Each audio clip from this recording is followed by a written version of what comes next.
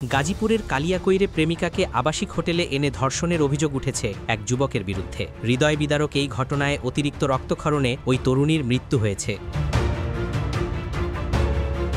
Police ইতোমধ্যে অভিযুক্ত প্রেমিকসহ দুজনকে গ্রেফতার করেছে। পুলিশ সূত্রে জানা গেছে, বৃহস্পতিবার ৯ অক্টোবর রাতে উপজেলার চন্দ্রার মান্নান প্লাজার একটি আবাসিক হোটেলে ওঠেন মমিনুল ইসলাম মোহন ও তার প্রেমিকা। তাদের ৩ বছরের প্রেমের সম্পর্ক ছিল। হোটেল কক্ষে তারা একাধিকবার শারীরিক সম্পর্কে জড়ান। এতে মেয়েটির অতিরিক্ত রক্তক্ষরণ শুরু হয়।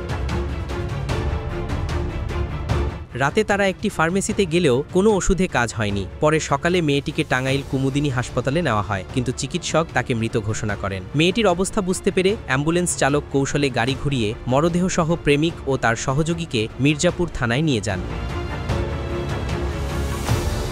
কালিয়াকৈর থানার ওসি আব্দুল মান্নান জানিয়েছেন, ধর্ষণ মামলায় দুজনকে গ্রেফতার করা হয়েছে। নিহতের মরদেহ টাঙ্গাইল সদর হাসপাতালে রাখা হয়েছে। আইনগত প্রক্রিয়া চলছে।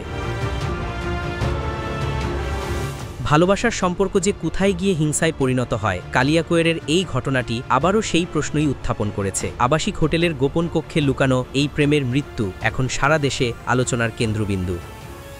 News desk, ATM news.